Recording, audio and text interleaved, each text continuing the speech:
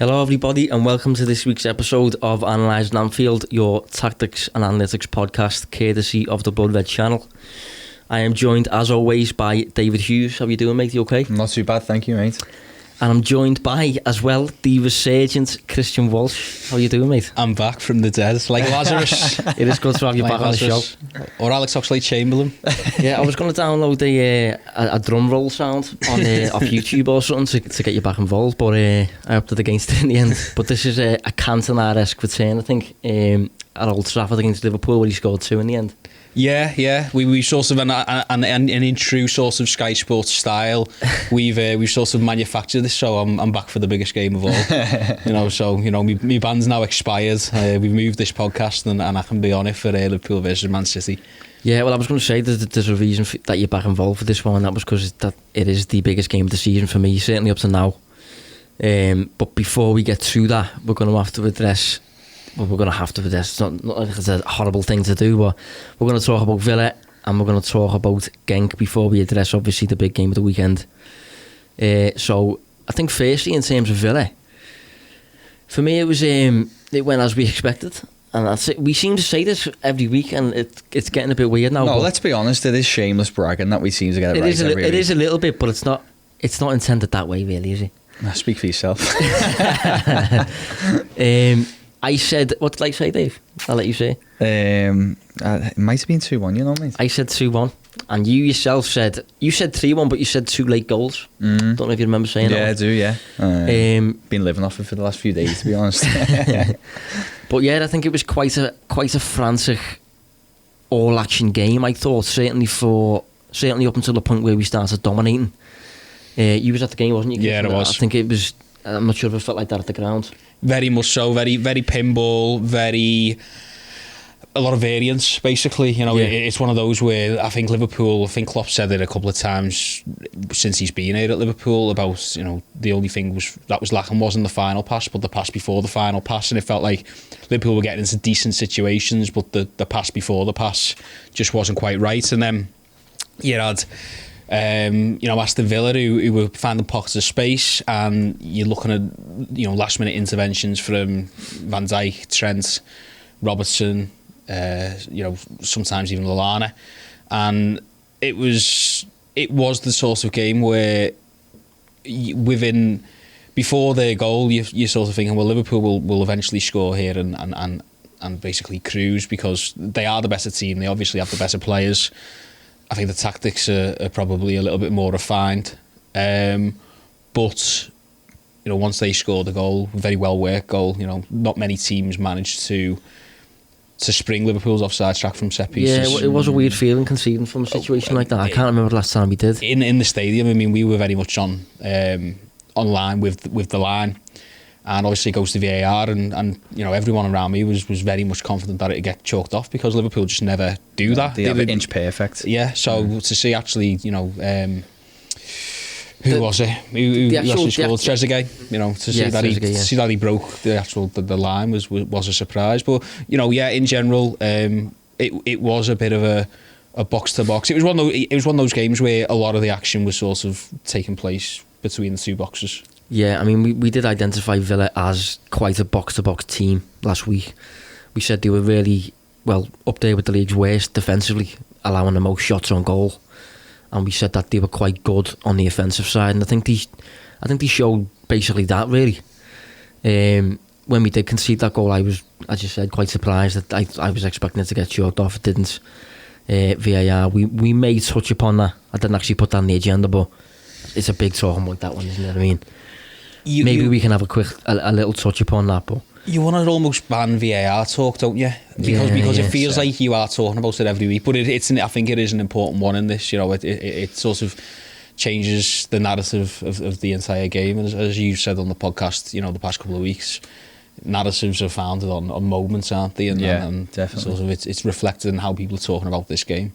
Yeah, I mean, despite how the game played out, the whole box-to-box nature of it, how it felt, certainly, Liverpool actually, according to the numbers, looked like they absolutely dominated. 25 shots to 5, 520 passes to 131. And I think Liverpool's XG was around, depending on different models, around 3-ish. Villa's was about 0.5 or so. You know, according to the numbers, that's, if you're getting that every week, you're going to win most matches, aren't you? But hence why Liverpool are. Yeah, I suppose so. Yeah, but it has been a recurring theme. It just didn't feel like that kind of game. No, when I was watching it. I mean, against Spurs the week before, we obviously won a goal down, but throughout the whole match, I was thinking, we'll get this. This will be fine. But against Villa, I did feel a little bit threatened. I did feel as though this could be the week that we maybe drop a few points to an unsuspecting team. Yeah, and as I said though, and I took a little bit of stick for it after the Leicester game, where I felt watching the game that it wasn't as one-sided as the numbers said afterwards, and I just reiterate that point. I think it tells you so much, but doesn't tell you everything. Villa's probably another good example of that. But yeah, the thing is, what we're finding, it seems Liverpool seems to be obviously dominating, but only getting a lot of the time getting tight victories, and I think that is a lot down to the aura that Liverpool carry now. Now the opposition kind of choose to set up against them. You know, I've already noticed that this season, and the sample size is a lot smaller, but the possession average has increased again, so it's close to 63% now.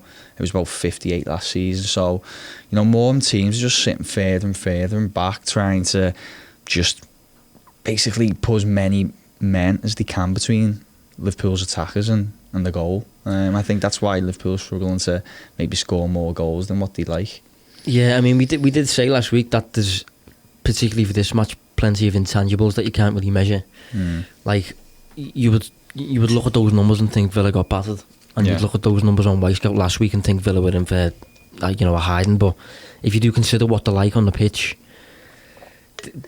they are up for a fight, aren't they? They have got that traditional English type of football about them, whereby it is very box to box, and it's a quite a loud ground and things like that. And I just think it went that way. But if you do look into Liverpool's shots, the 25 that we had, I don't know if either of you have seen the actual shot map, but the majority of them are just not particularly high quality chances. A lot of them were like 7% chance. They were peppering, heating, weren't they? But he wasn't sort of making wonder save after wonder save. Sometimes those XGs can increase on quantity rather than quality, can't they? When there's a high amount. The other thing I'd say about, we are all proponents of XG, of course, but you look at something like when Liverpool are 1-0 down and that ball comes over on the right hand side and Trent misses it, and then it's basically a tap in for, I think it would have been Wesley, and Van Dijk kind of gets his toe in the way, and it's a vital block at 1-0 with 10 minutes to go. Yeah, that's not recorded at all as a shot or as an opportunity on XG. It's not attributed a value. It's like it doesn't exist. But it very much did exist, and that's the type of team Villa are. As you say. It felt like they were picking up really good pockets of space. They were very, very good on the counter. They were finding those gaps because naturally Trent and Robbo were going forward more and more, and their players were finding those gaps out wide. I was really impressed by Trezeguet, who scored, but obviously Salah's teammate internationally, and Wesley as well was sort of running. He showed a lot of movements to sort of run the channels, and Liverpool sort of did well to hang in there, because it was one of those type of games where, let's say somebody like City, for example, it happens against Norwich where they go 1 down and then all of a sudden they're 2 down because they don't quite know how to manage when the 1 goes down. The big thing about this massive unbeaten run for Liverpool is that they haven't been more than a goal behind. That's huge, yeah. Which is massive, because you think about not just when they come back to win against Tottenham, for example, or whoever, Burnley, but even a game like Man United, the 1-0 doesn't become a 2-0. The 1-0 against Villa doesn't become a 2-0, and that's massive. Well, I've said a lot about that City-Norwich game. City were by far the better team. City still should have won. Never mind, get a point out of it, should have won. But what you say is a key factor there. They conceded more than 1 goal. Did they actually go 2-0 down? They go 2-0 down. So they went 2-0 down. It's just that much more difficult to come back to, isn't it? So yeah, it's a big point. Something I want to touch on that I actually thought was a real key moment in the game that we mightn't have seen 2 or 3 weeks ago was where Villa, I may have been McGinn running through, I can't remember who it was. Villa nearly get through behind the lines, and Alisson comes out of his goal and makes a great I remember that, a challenge or clearance, And I remember looking at that thinking, I'm not sure if Adrian would have done that maybe 3 or 4 weeks ago, and that was at 1-0, and that would have been huge. Probably would have been that important second goal and may have killed the game. I'll tell you what Liverpool do as well when the a goal down, they turn the screw. We saw it against Tottenham, and we saw it here. I picked out a stat because I'm really interested in this, and it came across. I mean, I'm in the stadium at Fairbury. Obviously, you do it a little bit at Anfield as well, Dave, and I was noticeable against Spurs and it was noticeable against Villa. That crossfield pass that Robertson does to Trent or Trent does to Robertson just stretches the play so much. And I think there was 3 players, and okay, there was a little bit of time wasting going on as well, but I think on 3 separate occasions 3 different Aston Villa players went down with either cramp or just basically to take a breather. There is an element of time wasting to that, but what Liverpool do is just relentless. Yep, it's just the moving the ball constantly. They're making teams not just physically tired but mentally tired. And I just picked out this statistic. Basically, Robertson and Trent against Villa passed the ball to each other 10 times. 5 of them were long passes. Against Spurs, it was 11 times and 10 of them were long passes. Just to sort of give you, I've gone all the way through, basically. So in the league this season, Liverpool's fullbacks, which every game has been Trent and Robertson, 57 times they've passed to each other, which when you think about the pitch, is remarkable. I've talked about this before. 38 of them are long. Okay, a couple of them are little, just as an outlier, a couple of them are short corners. Okay. But that's 57 and 38. Man City with their fullbacks, Mendy, Cancelo, and Genk, whoever's been playing those particular games, 20 fewer passes between them and 14 fewer long. Despite having more of the ball. Having more of the ball. And, you know, I was looking at like the top 6 and that kind of thing. Emerson, Aspilicueta didn't pass to each other once for Chelsea at the weekend. Chambers and Tierney passed once to each other. Aurier passed to Davis once. Pereira and Chilwell, who you would maybe say Rodgers uses as very similar to Trenton, haven't passed to each other in the past 2 games, including the 9-0 against Southampton. So it's just a remarkable thing, and it was really noticeable against Villa because Liverpool, they weren't just throwing the ball forward, they were throwing it side to side and just making Villa just always moving. No, I think it's definitely an alternative to today's Liverpool's game that you don't often see. And I think, you know, one of the points I've got down here is that, you know, Liverpool's, the approach that we take to getting back in the game, you know, there's not a great deal of panic. We keep probing for large periods. The ball stays in play, and if it goes out of play, it comes immediately back. Quick free kicks and things like that. And it's just a nightmare to defend against. And I think, you know, I mentioned last week that Villa are generally quite good when they're able to just soak pressure. Obviously, Tyrone Mings is a big lad and things like that, so they generally thrive when they're able to do that. But Liverpool just, as I said, relentless, persistent with the way they probe from side to side, back to front. As a defence, you're constantly moving, constantly basically unaware of what's going on around you. And I think that's why Liverpool, I think they are getting towards that mould of like a Ferguson United team. I always say, because they do remind me a lot of that team in terms of being able to adapt to certain match situations, but now specifically coming back late, never feeling threatened when you go down and things like that. Ferguson used to overload, didn't he? That's what it was. It was basically your 2 strikers and your two midfielders get forward, and Giggs and Beckham at that time pretty much were trying to supply to them, and a you know, a centre back would go up as well. Obviously, tactics have evolved so much. I don't know, Trent's Beckham like, isn't he? Yeah, we've mentioned that a couple of times. I mean, that brings us on to Trent anyway. I personally thought Trent was ridiculous on the day. There was a period of about 15-20 minutes where he was doing, and you got to understand where I'm coming from with this, he was doing what Gerrard used to do in terms of, this isn't going well, I'll grab the game yourself, and just kind of doing it on his own. And obviously, he had a shot that just wide of the far left post, putting all kinds of crosses in. Again, this week I put his passing network up on Twitter if you want to check that one out. What he's doing, we seem to speak about him every week. This is the best form I've seen him in, personally. And if this isn't form and this is just his level now, what a player. He's honestly. 21. He's 21.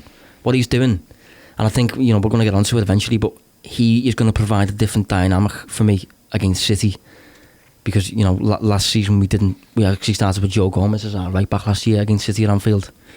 But yeah, I thought Trent deserved a mention because he was for a 21-year-old kid to be stepping up like that. I just thought he was outstanding. It's a great ball into the box as well for the he's pretty much, and watching it play out live, he's standing over that free kick and there was almost an air of expectancy that he could do this. And okay, he doesn't necessarily, he scored against Chelsea, he scored one against Watford last season, but he's not necessarily a prolific, shall we say, from when he's shooting himself from free kicks. But there was just that sort of sense of he was assuming that responsibility, and he done a really clever thing there in terms of, and I might be giving him too much credit here, but it felt like he ensured that if it was blocked, it was going to get blocked behind, so there was one more chance. Yeah, there was at least a second phase. Exactly, that's exactly it, and he scored from that second phase. And his head's almost down when if you look back, his head's almost down when he's going towards the corner because he's beating himself up because he thought he could have scored that free kick. And then, to have the mental strength and just the technique, basically, it's a great ball to the box. It's a great header by Mane as well. It's a really well worked corner, but what is it? 5% of corners result in goals. Now, I don't think Trent's probably above that necessarily. Certainly not by a lot. We're not talking sort of a Origi 41%, efficiency in front of goal, but. Well, what it is just that it almost feels a little bit like when, again, Beckham stood over the free kick. I must say though, what a finish! It's a great, it's unbelievable. The header, how he finds the far side of the net with that side netting and that. Honestly, do you see the finish? Yeah. Unbelievable finish. Course, yeah. I just want to, I want to know why Mane is so good. It's another header from Mane. But that's what I mean. It's a different type of header. But look at the types of headers he scores. He scores, big towering ones. He scores little flick ones. Near post darts, back post darts. I mean, 5'10", 5'11". It brings me on to the next point really, which is just the way Mane stepped up in that game. Obviously, he provides the assist for the first, scores the second. He's done that in certain moments throughout the season. He's done it at Southampton away, I remember. Does against Leicester? 5'9". 5'9". I've attributed an extra 2 inches because that's how I jumps. Yeah. But I'm just curious as to, in your own opinion, whether, I mean, it's a stupid question anyway, to be honest, looking like I don't know why I put it in. It's tribute to that. But it can be relevant at the time, kind of. Yeah, we don't really need to talk about it that much, but just in comparison to Salah, I mean, I'll be honest, this is the first time ever that I've transferred Salah out my fantasy team and brought Mane in. I've never done that before. Yeah. And I think that offers an insight into something. Do you know what I mean? I just wondered if you got any thoughts on it, because I think Mane is certainly on form, at least, is definitely a bigger threat than Salah. I think Mane's got just this air of unpredictability about his play as well, where you can just. It's bear with me on this because I haven't thought about this or wrote it down. It's just come to me now, but he's almost got the characteristics, or the best characteristics, of both Firmino and Salah, in the sense that he's a goal scorer, he takes good shots, but then he's got this air of unpredictability about him, in the sense that the way, like that Bayern Munich goal where he just does the miraculous, and he's just got a bit of everything. It feels like he's really at his pomp now, where everything's just coming together. He's like unstoppable. And just quickly, we were talking about the impact of Salah and Mane. I just want to flag the Trent point again, and I wonder whether on the whole he's benefiting from maybe getting a little bit more space. If Trent is your key playmaker, so to speak, obviously he picks the ball up on the right. Teams are going to be looking to press or cut out the passing lanes on the right, shuffle over to that side. Because he's so brilliant at playing those switch balls to Mane stays out on the left. He picks up the ball in better positions with less players around him. And I just wonder, I've got no data to back it up, because as we found out earlier, our data provider was giving us inaccurate numbers for Mane, so I couldn't back this up with numbers. But only today. Only today, We haven't been. We're not opening a door for any sort of criticism there. But yeah, I just wonder if that's a valid point. I think it is. I think last season you look at it from Mo Salah goes into the season, he scored 44 goals, so everyone's marking Salah. Therefore his output's not as high. he's got 3 players around him. Therefore, Sadio Mane's getting a lot more space. Sorry, because Salah on the other side's getting more attention. But I think this season it is very much it's this is the thing. How do you defend against Liverpool? Which side do you focus on? Do you focus on Trent and Salah, or do you focus on Robertson and Mane? It's unreal. But I do think Mane is benefiting from that. I also think he's just benefiting from, you remember his first season at Liverpool and he was playing on the right hand side, and it's weird, isn't it, because of how football's evolved, but it's always a little bit strange now having a right-footed player on the right-hand side. Yeah, it's basically, it doesn't happen at all. No. And when it does, as you said, it's like... Sane's left-footed and plays on the left, doesn't he? Because he's perfected that sort of drill across. But, when he moved to the left-hand side, I was a little bit concerned and thought, well, actually, he's carved out a nice little niche here. He's pretty much a 1-2 player playing on the right here. And then just the way Klopp sort of moved him onto the left, and as you say, it's that unpredictability. He can go on the outside, he can go on the inside. What I'd say about the whole Mane Salah thing, if you asked me which one I'd sell tomorrow, it'd be Mohamed Salah. Do you know what? My stance on Salah, right? I think Salah's the ultimate data player. If you're going to be Ian Graham, for example, behind the scenes at Liverpool, looking at the data packages and things like that, Salah's the ultimate player in that regard. Even when he plays badly, he seems to still outshoot Mane, and he's an output machine, isn't he? He's an output machine, yeah. But if you actually delve into that, it's just because he tries a lot more, and he's just a bit more raw in his game, a bit more reckless. He'll give the ball away a lot more. We addressed that the other week, didn't we, on the Q&A? Yeah. And I think if you compare that to Mane, Mane takes fewer shots, which coincides with he's then going to post a lower XG. But I think Mane just generally seems to make slightly better decisions, maybe. He shoots when it's a good opportunity to shoot, whereas I think Salah's prone to just being a bit careless and having a go when he shouldn't, or certain things like that. I think Mane's just more careful in his actions, and as a result he posts better conversion rates every season. Mane tends to convert about 23% of his shots each season. Salah converts about 16%. So if you're consistently seeing Salah miss a lot more, it's because he's shooting more. But it just depends what you prefer. It depends. I think if you was Pep Guardiola, you'd absolutely choose Mane every day of the week because of how raw and unpredictable and reckless Salah can be. But as a result of that, as I said, he's an output merchant. He's a proper data player, but he's just really when he's off his game and he doesn't find the net as much, he can be really hard to watch. He can be really inefficient. I think is the way. Frustrating. Yeah, just frustrating. He can look really, really bad if he has an off day. This isn't a criticism. By the way, I'm not advocating Liverpool go out and give Real Madrid the call now and say, yeah, you can have them for nothing. But what I'm thinking about the longevity here as well, and I can see Sadio Mane basically evolving into a David Silva type player and playing for Liverpool when he's 31, 32, 33 as an 8. I really could, and I would not have said that when he came to Liverpool. I mean, I'd seen him a little bit at Southampton. I probably had a few sort of lazy assumptions around him. But you look at his close control. Don't get sometimes he can have a bit of a bad touch now and then, but you look at how he is in tight spaces. He's powerful as well. He's powerful. Yeah. He's got a great intelligent mind on him. He's got a mind for a pass. Really good. Defensively, really good. And he could play as an 8. He really, really could, and especially when he sort of matures and maybe loses a bit of that explosiveness. Yeah. He's still got that.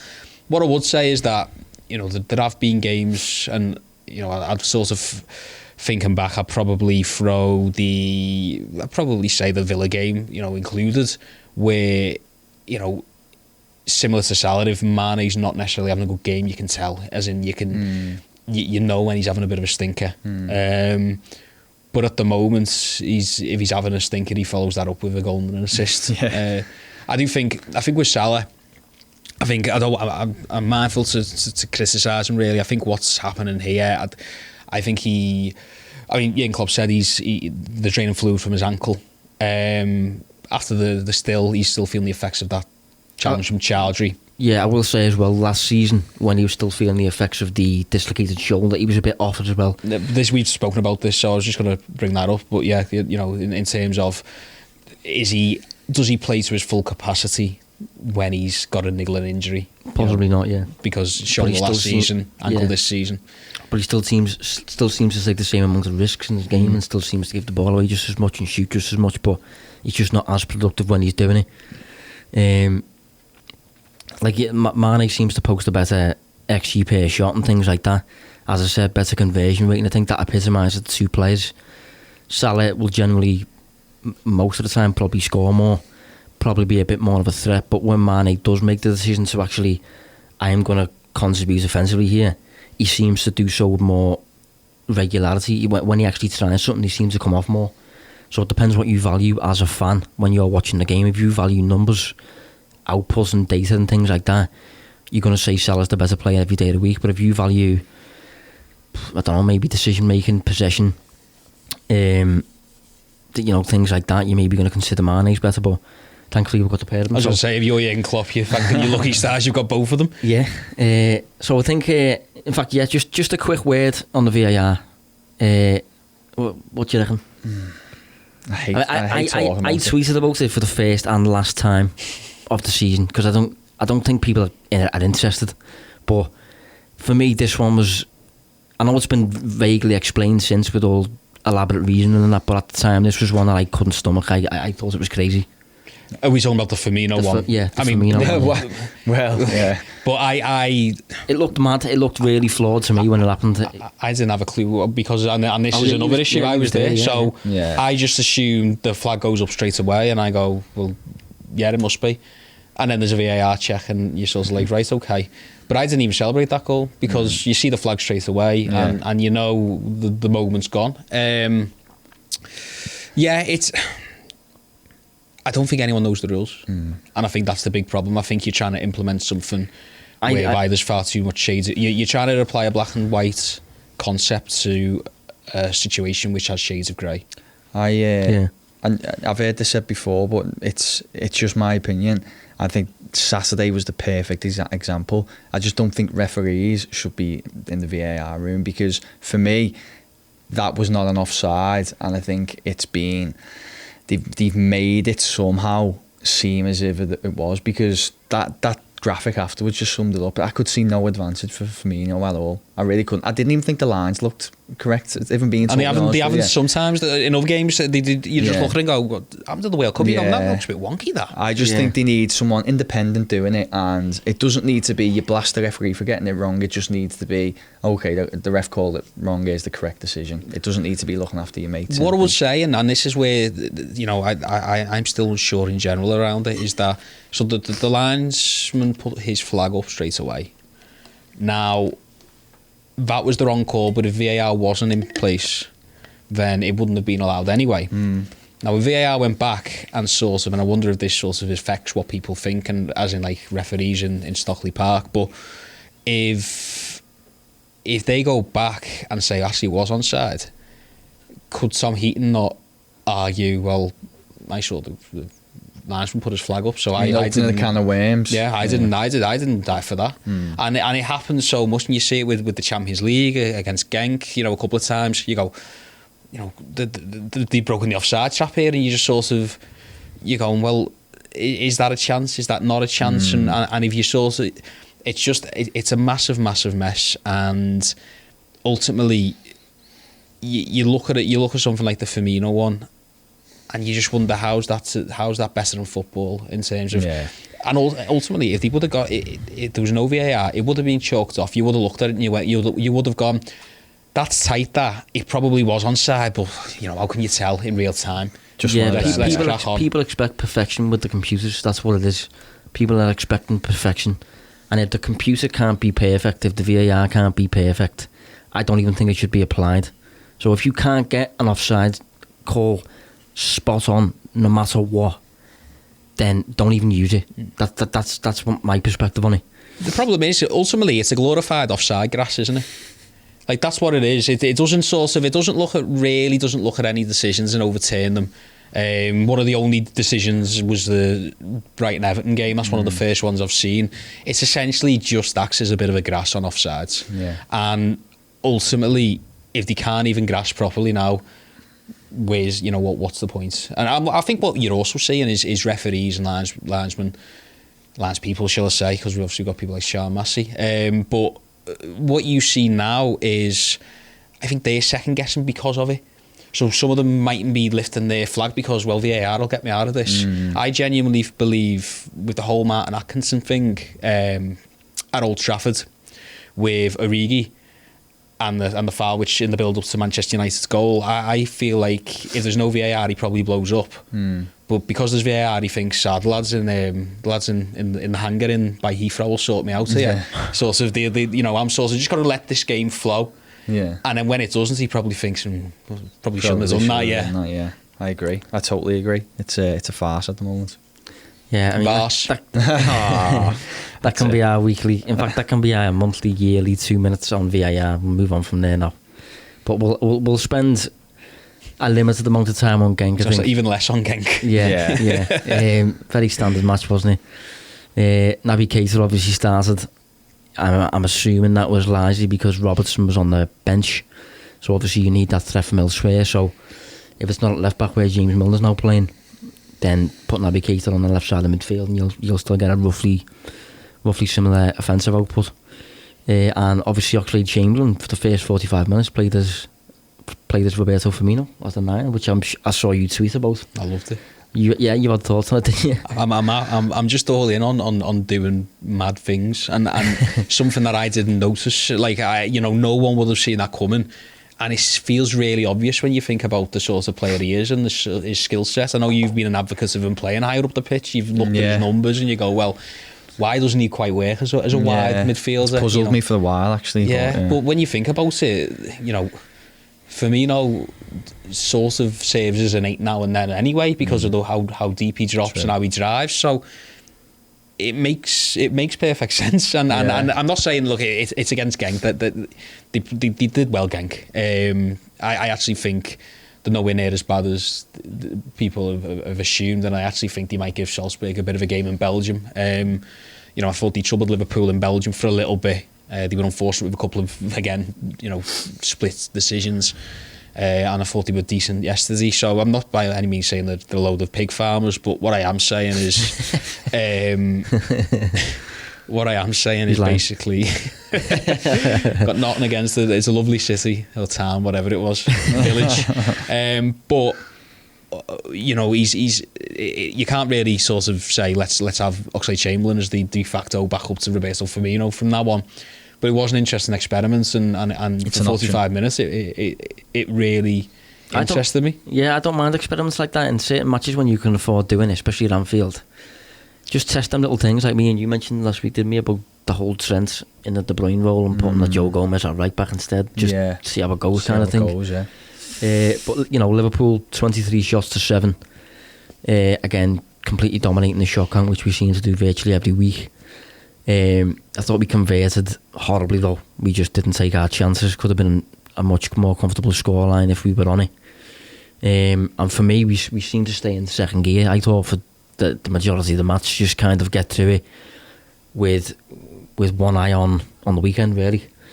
I'd say 2. Yeah, I think don't you find kind of seasons like this for Liverpool are psychological roller coasters, and I think it must be difficult to, even though it's the Champions League night at Anfield, it's Genk. They look fairly healthy in the group. Knowing such a big game is on the horizon, I imagine it's fairly difficult to go into these games with the same sort of. I don't know, adrenaline maybe, just that level. Last season we played Wolves, I think, in the last game of the season, and we were obviously reliant on City to drop points at Brighton to win the league. Yeah, and then we didn't play particularly. What's the word?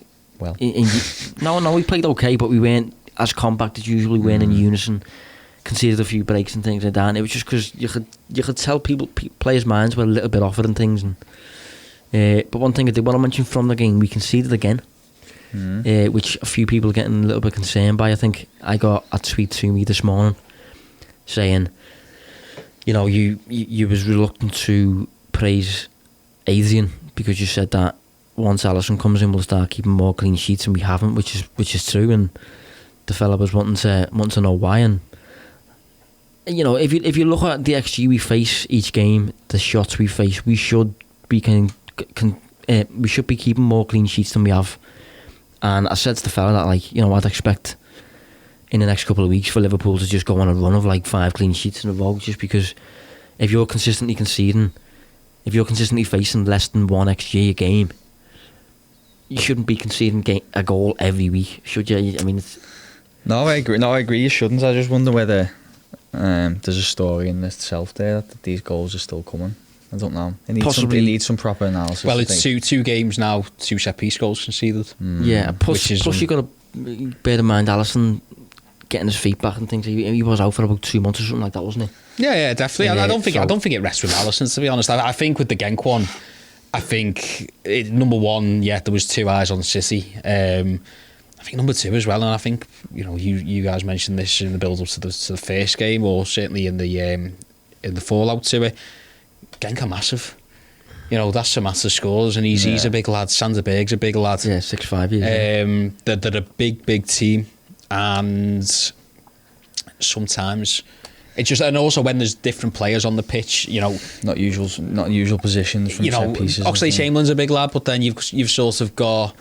And Fabinho's obviously not small, but you've got Naby Keita on the pitch. You've got Milner sort of might be in a different position because he's left back rather than a central midfielder. You've got Joe Gomez, who's still, I wouldn't say a concern, but he's still finding his feet since he's sort of lost his place. And then even the likes of Origi. There's basically players who don't always play for Liverpool. Yeah.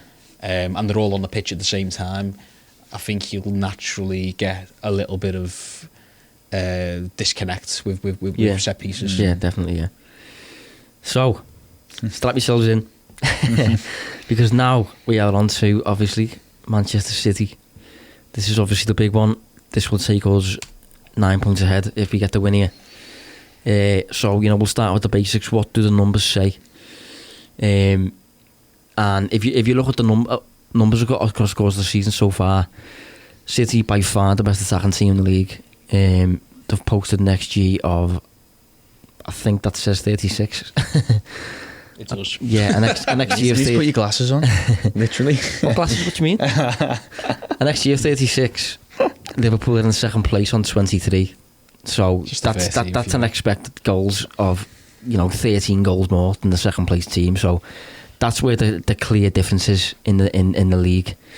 But then if you look on the defensive side of the game, it's a slightly different story. City is still very, very good on the defensive side, but Liverpool at the minute is slightly better. Last year I think we were slightly better too. And that's kind of where we make up for it.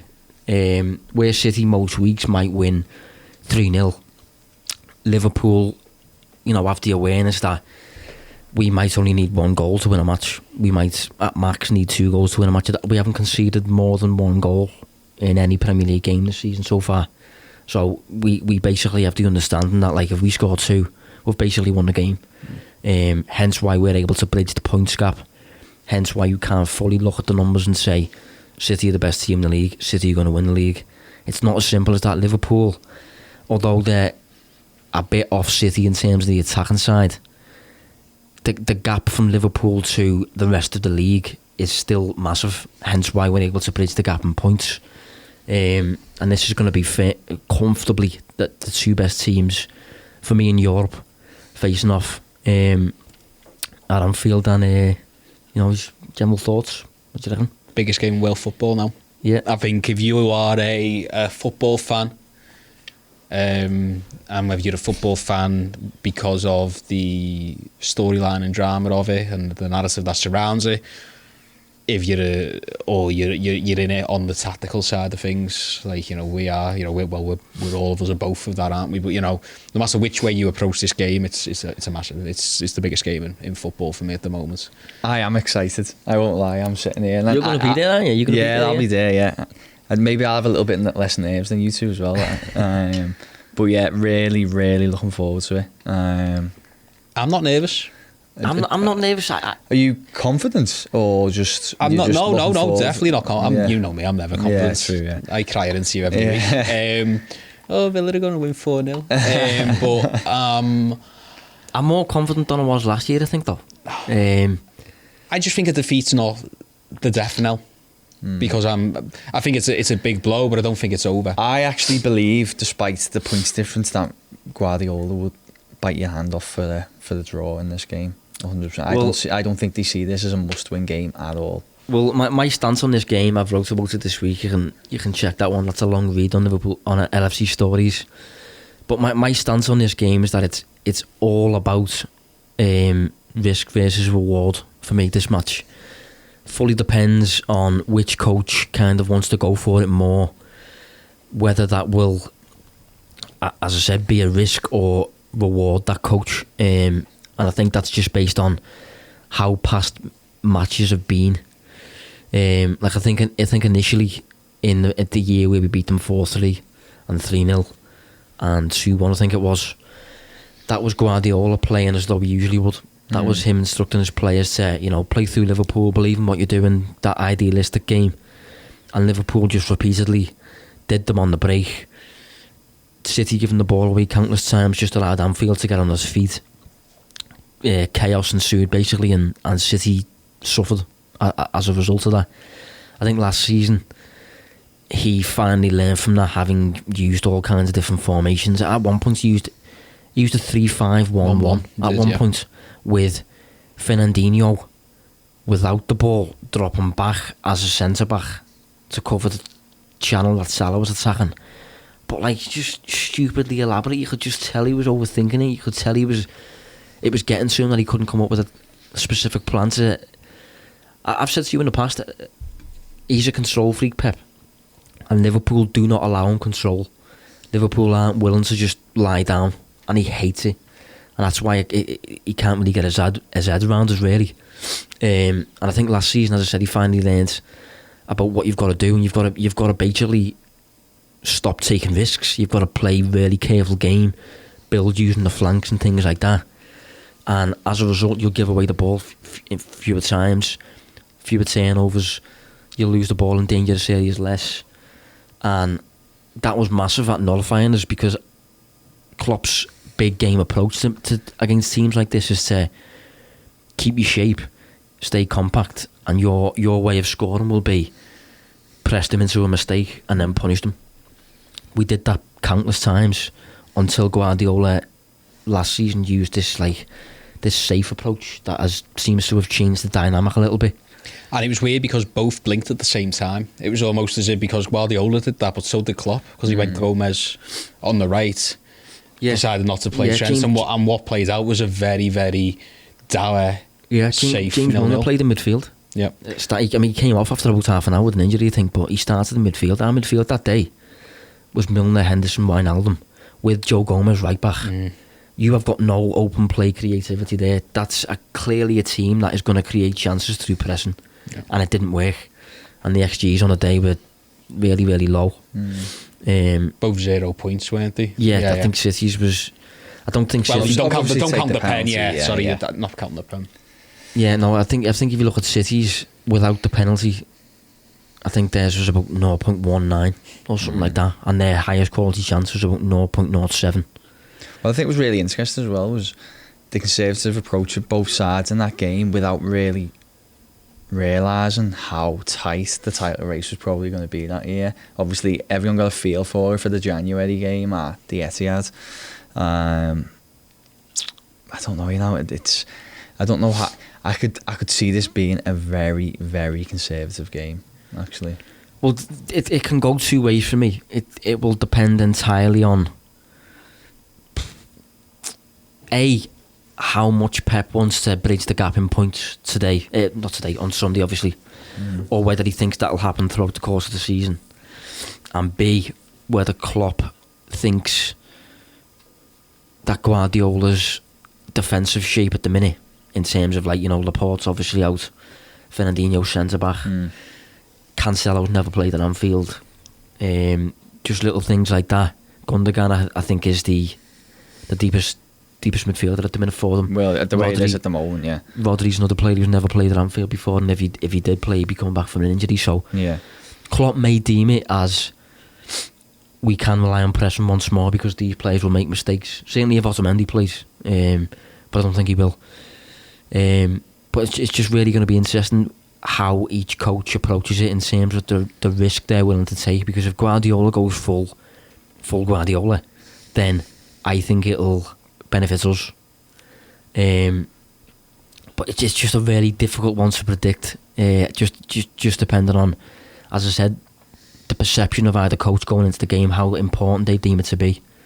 I think you've got to look at. I think if you're Klopp, you're looking at the data behind the chances that Manchester City concede, and obviously you've spoken about this on the podcast before, but they are conceding. In terms of they're not conceding many shots, but when they concede shots, the quality of shot that they're conceding is big. So I think if you're Jurgen Klopp, you're saying, well, look at how many shots we have. Why would we limit ourselves to maybe 6 or 7 or 8 shots? Why are we not going to try and create these high quality chances against Manchester City? Because if Norwich can, and if Bournemouth can, and if Wolverhampton Wanderers can, then Liverpool can as well. And I just feel like that's the tip. That's the tip in the balance there for me. Why I think we'll probably see a more adventurous Liverpool than we did last game. Last time they were at Anfield, simply because I think he'll look at Manchester City and the situation they're coming to Anfield in this time. It's pretty much 12 months, isn't it? It's maybe 13 months since the last one, but it's the two different sides. Yeah, I think this City coming to Anfield have less of an aura about them a little bit. I'm less fearful than I have been before, and I'm not sure if Klopp feels that, but it's, as I said, it's difficult to determine how he's going to approach this one. What I would say though is that this is it's weird. I don't know how you want to view the Tottenham game with City, because I was about to say it's the first sort of, it's only the second big game, if you will, that Manchester City have faced this season. But that's another thing. Yeah, you look at Tottenham and you go, well, that was just number one. Tottenham are a top 6 team at the moment, and number 2, it was just a mad game anyway. Where City still dominated that game. City 99 times out of 100 win that game. Yeah. So again, it's one of those whereby, yes, okay, City are conceding. I think they conceded again over a goal on the XG against Southampton, which is ludicrous. They don't really create Southampton, so it's again, they're clearly conceding opportunities. But it's one thing conceding those against Wolves and Southampton and Norwich and Crystal Palace. It's another thing and people would expect that maybe the correlation is that, well, the best of the team, the more high quality chances they will, but maybe he'll tweak his tactics because he thinks he can. It's almost the Liverpool 17-18 where he's going, well, we can probably blow these teams out of the water, but when it comes to the big games, he's going to, as you say, look for that control again. Yeah. I think he'll be very mindful, Guardiola, and this is where Liverpool have got to weigh up whether it's the risk and reward. I think Guardiola will be very mindful of the fact that they concede high quality chances and they're going up against a team who can create high quality chances. Yeah, I keep thinking just about that Liverpool's narrow front three, just really overloading these weak centre backs. That's where I feel like it can kind of, the game can be won. I will say that those Norwich results where they've been conceding these high quality chances, I will say Otamendi was involved in all of them, I think, and he's a huge problem. I don't think he'll play in this game. He can't play. He's got a problem, hasn't he, Guardiola? Because Stones and Otamendi played in the 4-3 and they were absolutely terrible. Yeah. So what do you do? Yeah, exactly. I mean, last season, his approach to playing Liverpool in both matches was 4-2-3-1 with David Silva as his 10, but Silva would slightly shuffle towards Trent's side to almost like overload Trent with Sterling, and it generally worked, quite well in terms of nullifying us, purely because they were willing to build around the play rather than through it. So they avoided the likes of Henderson and Wijnaldum, and where we usually win the ball in the centre of the pitch, they avoided that. The fullback stayed deep as well, didn't he? Yeah. He did. City's fullbacks, who normally, as we know, just bomb on and on and on, didn't. Yeah, but the problem with their approach last season, though, was that because of how cautious it was and how respectful it was, it resulted in their attack suffering as well.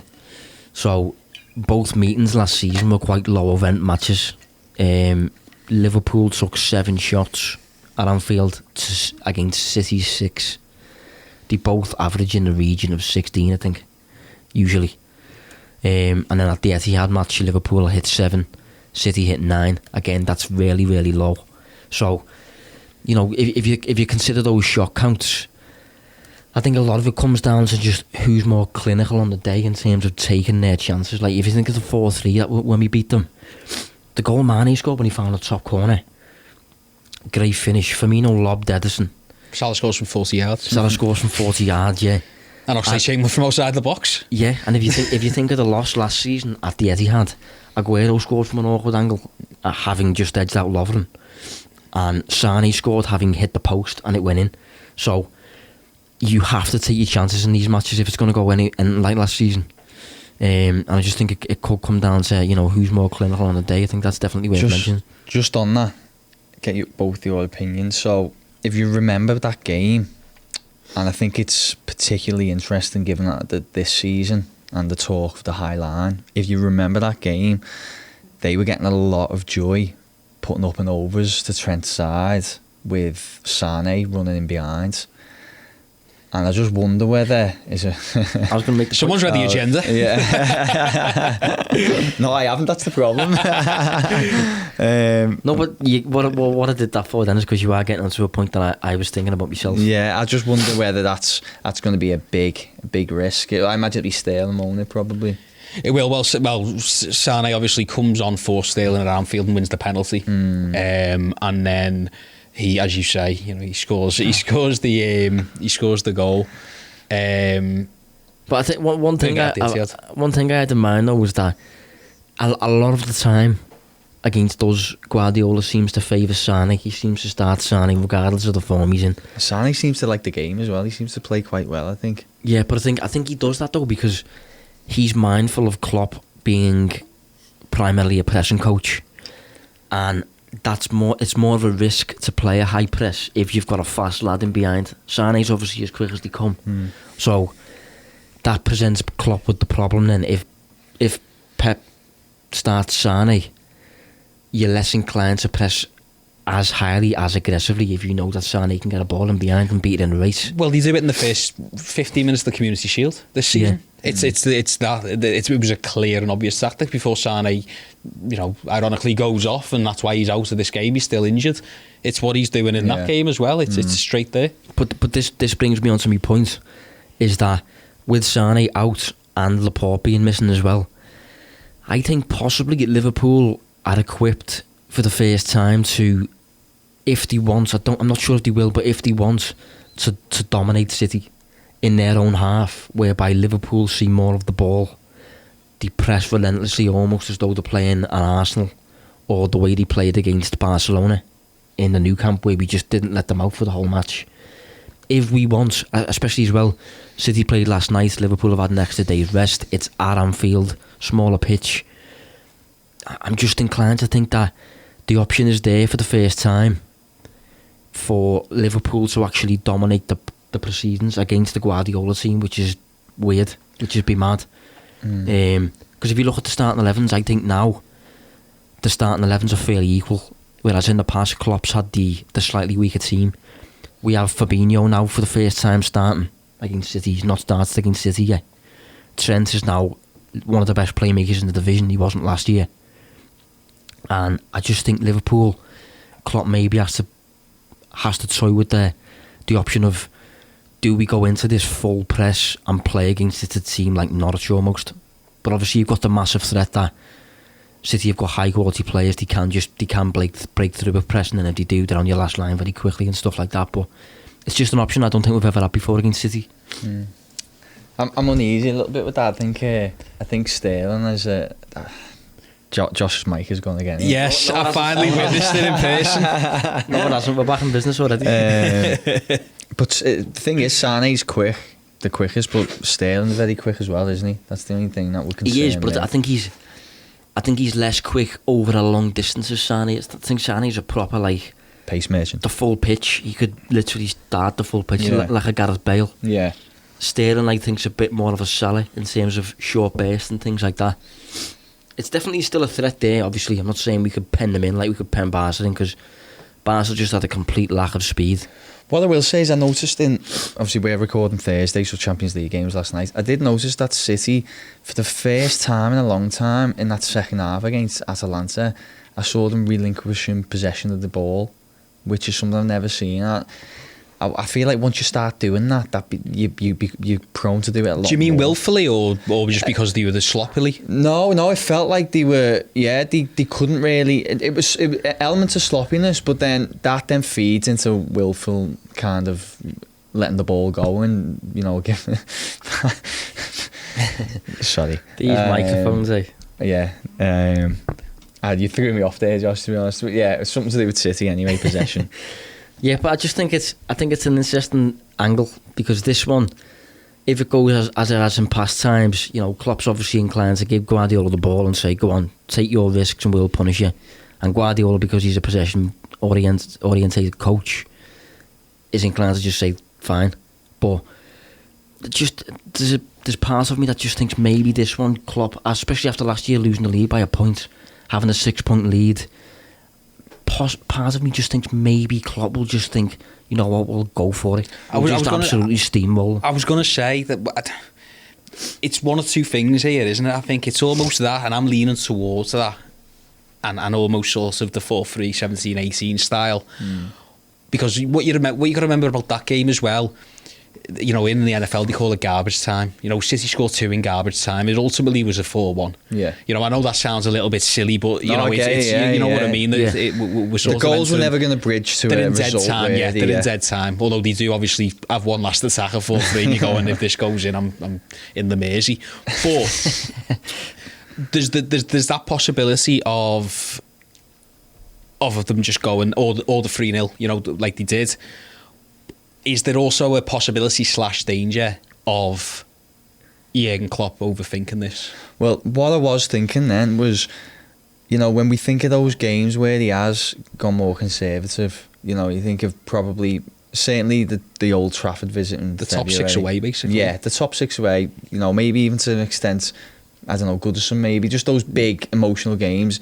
He overthinks them, and the results never seem to follow, do they? The results always seem to be a bit of a disappointment. It doesn't seem to come off, does it? So to be fair though, I don't recall many occasions at all where he's done that at Anfield.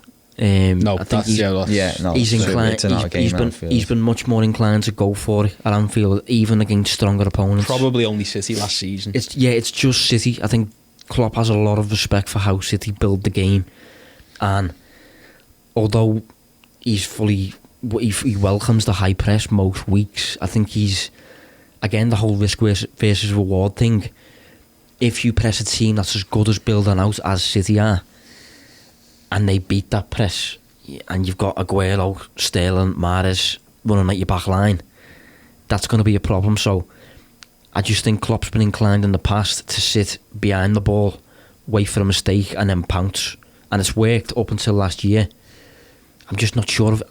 It's just a really interesting question to ask as to whether he'll do it again because City have got weaker defenders at the minute, or whether he'll think, we'll go for it, we'll pen them in, like this is our own home kind of thing. City are not going to be this week again next time they meet Ardy in the league. And it'll be the Etihad. It'll be the Etihad. It is the only chance for him to go, let's pretend, although it's not that simple, let's kill the title race, 9 points clear with 20 odd games. Although we know it's not that straightforward, it would psychologically be huge. So I don't know, it's strange. I feel like Klopp maybe a couple of years ago might have done that. I don't know if he's just a little bit I don't know. Do we think the risk is worth the reward? So ultimately what I'm asking here is it worth going for the 9-point gap and increasing the probability or possibility of the 3-point gap?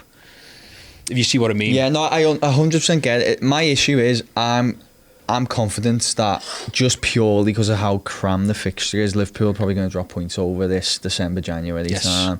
Just because I couldn't imagine a side not. It's so ruthless, the calendar that they've got. 6 points. 6 points is a much nicer cushion. If 3 points plus the psychological edge that goes with it, I feel like that just changes the balance completely. And even if, I imagine City will probably overtake Liverpool at some point because they're going to be away, aren't they? But Liverpool have games in hand. That in itself is just a real kind of, a thing to weigh on your shoulders. And I think the 6 point cushion is so much more important to maintain than potentially going for that extra 9. Liverpool have experienced this themselves in 2008-2009 when United go away to Japan because they're the champions of Europe and they play in the whatever the old iteration of the Club World Cup was back then. And it was one of those weird things where Liverpool go top. I think they're top at Christmas. But United have always got those games in hand, and you can always argue, well, would you rather have the games in hand? Would you rather have the games on the points on the board? I think Liverpool have found out on both occasions recently when they've all 3 occasions, 08, 09, 13, 14 and last season, that you'd probably rather have the games in hand because, and it can almost provide a false narrative where, again, Liverpool in 2008, 2009, Rafa's cracking up and, you were top of the league, and it was like, well, yeah, well, United always had those games in hand. Yeah. Liverpool will go within a point of Man United at the top of the table, but United will have 2 games in hand still, or a game in hand. If Liverpool can get back from Qatar, and I think they'll probably have 1, maybe 2 games in hand. I'm not sure how the fixture list works, and they're still ahead of City, as you say. That's massive, especially because they've still got to go to the Etihad. Yeah. So that would be huge for Liverpool. Yeah, I think you mentioned the risk versus reward there and whether it's worth it or not this time. I completely appreciate why in the past we haven't gone full Klopp against City, because as I said, they're so good at playing through you. You have to calculate that risk, determine whether it's worth it and things like that. But I just think this time, for maybe the first half hour, I'd be inclined to. I would be inclined to go for it. I'd be inclined to just absolutely be all over them as much as you can. Use all your energy, if you almost pen them in. Persistent crosses coming from the likes of Trent, and just turn it into a pinball match, because they don't like it. We do like it. We've beat them in the past by doing that. And I'd just like to see how they cope and how good we are at doing that, because I haven't seen us do it properly since maybe Arsenal at home, but we did it immaculately against Barcelona in both leg. Well, not so much in the second leg, but we didn't have the players in the second leg. In the first leg at the new camp, we did it flawlessly. They just could not get out. And I think if we were to do that again, considering they haven't got the pace of Sane on the break, they haven't got Laporte in defence, a few makeshifts here and there, I'd just like to see it. I think. Although it's a huge risk, it becomes a proper points per game thing. I mean, I'm sort of I'm probably, when you think about Qatar, I'd lean towards your side in terms of 6 points is probably something that you have and you hold. But it becomes a points per game sort of mathematical equation at some point where, let's say Liverpool win this, that's 9 points. Even if Man City were to win the game at the, let's say they draw. So basically, let's remove that game. So 12 games played. So there'll be 26 left. 25 you discount the return game at the Etihad. That'll be 9 points to make up, basically. That's almost, and I'm not great at maths, and someone will say, but that feels like it's almost a point per game more over the course of the rest of the season. Maybe not quite that, but it feels like City have got to be at a level more than the 100-point season to sort of catch Liverpool at that point. So the next time we face City at the Etihad, we face City and then there's 6 games left. If we go to the Etihad there with 6 games left, with a 6-point gap, how would you feel on that day, knowing that if we lose, the gap is 3 points and there's 6 games left, whereby we face Villa at home, Brighton away, Burnley at home, Arsenal away, Chelsea at home, and end with Newcastle away? It's just give Chris a bout of anxiety there. I think he calms. But you know what I mean, though? Like, if the gap there, although 6 points sounds a lot, if the gap there is still 6 points, there's the prospect of losing there and having a 3-point gap for the remaining 6 games, which is just... So you basically got to, what you're saying is, even if you draw this game, you've got to keep pace. But even then, I'm just saying, if you beat City on Sunday, you can still afford to drop 3 points. You can lose in that time. Yeah, you can lose twice basically. I just don't like relying on other teams, and I would like for us at Anfield, considering the strength of us at the minute, our 11 is as strong as theirs is. We've got players in possession that are now, for me, as good as they are in terms of Firmino coming through, Trent coming through, and players like that. Henderson's now a box-to-box player, whereas last season when we faced him, he was R6. All things like that. I think we can go toe-to-toe with these in terms of, you know, the ball's ours, not yours kind of thing. Just remains to be seen whether we will. And another thing that I think we have to mention before we round up, and that is Oxlade-Chamberlain. I think that's another massive question as to whether he plays or not. Just because of the influence he seems to have against City. Like in the 4-3, he scored first and assisted the second. When we beat them 3-0 in the Champions League, he scored the second. When we beat them 2-1 in the away leg in the Champions League, he provided, I think, the assist before the assist. It's the ball through to Mane, which eventually results in Ederson. Salah. Yeah, Smothers and Salah gets the equaliser, yeah. And that basically sees us through. He played a massive part in us dominating City for a full season. Just curious as to whether you think he should be included again. What do you reckon?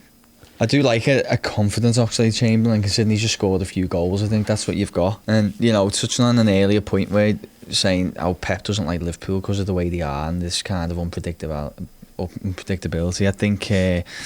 I think he sums up that play when he's on top of his game. He is like that. He can dribble. He's strong, and something that I was giving him praise for recently. That could, you know, this could be important in a game as tight as what we think this could be. He's got the capability to score goals from distance, you know, so you don't know what he's going to do on the ball when he's in that final third. Potentially against not Ederson. Yeah. That's something I actually wanted to flag about that. I feel like we haven't spoke about that at all. And okay, there may be a sense of Pep Guardiola playing a little bit of mind games leading into it, but I did have a quick look at Bravo, going slightly off subject of Oxlade-Chamberlain, we'll come back on to him in a sec, but over his last 3 games, he's faced 8 shots and conceded 4 goals. which is basically what City are doing in general, isn't it? Exactly, it's very on brand. And he can't, you know, we saw last night when he got sent off, he doesn't read the game as well as Ederson in terms of acting as a sweeper with their high line. You know, he doesn't know when to come out. When he does, he looks panicked. And put it this way, if he plays and we don't go for it, we're missing a trick. Okay, yeah. If he plays, we should turn it into a basketball match. I have to say, if he plays, I'm more inclined to agree with what you say about just going all out forward, because you'd have a weak defence with a weak goalkeeper as well. So yeah, okay, fair if he plays. But I'm going to be honest, I've got a feeling I put my non-existent house on Ederson playing. Yeah, I do have a house. I just don't. Yeah, and you're not going to bet it either. No. I don't think my landlord would be happy there if I did that. And if I also had to put a bet on, I'd put a bet on Ox starting on the bench. Personally, I would, I'd start him. I would start him as well, but I think he'd be good, an impact player though, don't you think, to come on? Yeah, he would. To be fair, yeah.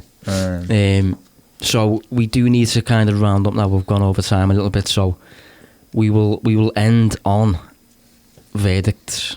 This is a tricky one. Should we do scores and sorts of teams, do you reckon? Because there's a lot of... Do you want to go first? Oh, all right then, good. So I was talking, and there was a piece on Liverpool.com by Dan Morgan. A little bit of cross promotion there. I'm sure he listens as well. He does. Good lad. Yeah, nice we cross streams.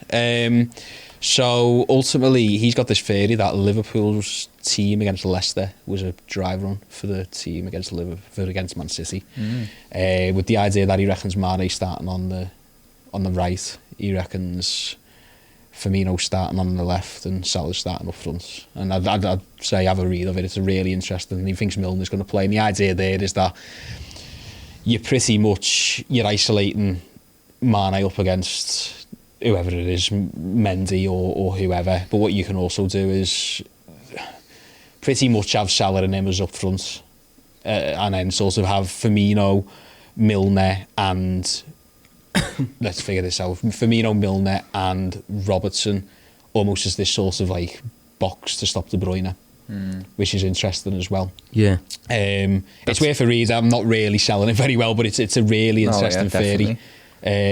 So that's I don't think that's going to happen, but I think it's a really interesting idea, especially the idea of James Milner playing.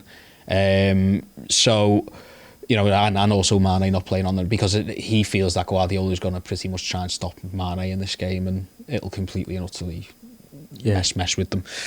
I don't think they'll do that. I think it'll be Fabinho, I think it'll be Henderson, I think it'll be Wijnaldum. I think Liverpool win Lovren. Lovren as well. Yeah, and he loves Lovren against Man City. I think Lovren will play, yeah. Yeah, well, I mean, I think he probably wouldn't if Matip was injured, but I wouldn't be surprised because Klopp loves to throw Lovren in against Man City. I think he loves that front foot aggression that he shows. I think Liverpool win 4-1. Wow. Starting there, aren't we? Go on, Dave. Well, I've been making a point of saying that I don't want to become like a Mark Lawrenson-esque character of just backing Liverpool to win every week. Liverpool. Yeah, it has been hard because you expect them to win every week. This week I actually don't. I can see it being a 2-2 draw. I think City will take the lead. I think Liverpool will be the better team on the day, but I just fancy it to be a very entertaining 2-2 draw. I think Klopp will go with his tried and trusted 11. Wijnaldum, Fabinho, Henderson in the midfield, Lovren at the back. I think Pep will go for his tried and trusted 4-2-3-1, which he used both times against us last season, albeit without Laporte and without, well, we don't know about David Silva. So what? No, Silva's probably out, but again, but even if he's out, I think Bernardo will just fill in there, and someone, they've got ridiculous players. I wouldn't trust Pep if he told me that screen was no. Yeah. Blue. Well, yeah, I don't know what the graphic's going to be on top of this. Well, it's not going to be the colour that we're looking at. Well, breaking down the 4-4. No, but I think the score is impossible to predict without knowing how each coach will perceive it in terms of a must-win or not, whether Klopp will go for it or not. But he did say today, I think, that he expects it to be tight. Whether he's playing mind games or not, I don't know.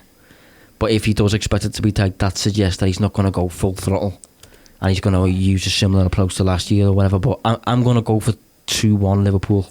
Who did he play in midfield? Just out of it. Let's say Silva does miss out and Rodri can play but is I'm looking now. You go Gundogan. Last night for me was their team. Last night, apart from one or two players. So last night they went for Ederson, Mendy, Fernandinho, Stones, Cancelo, and then I think they'll go Gundogan, Silva. I'm feeling the Foden's going to come in at some point, No, sorry, I think they'll go a midfield 2 of Gundogan, De Bruyne, David Silva as a 10 in the. Sorry, Bernardo Silva as a 10 in the David Silva role that he played against us last year.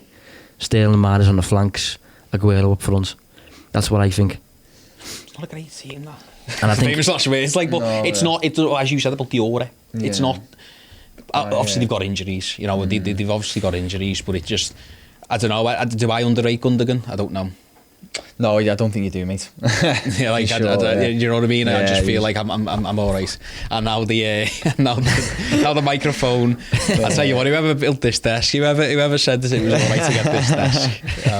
Can I have a strong word. I just want to flag that. I think at some point Foden's going to come on the pitch. That's interesting. That I would like to flag one more thing as well on set pieces, because City used a very interesting set piece against us in the charity.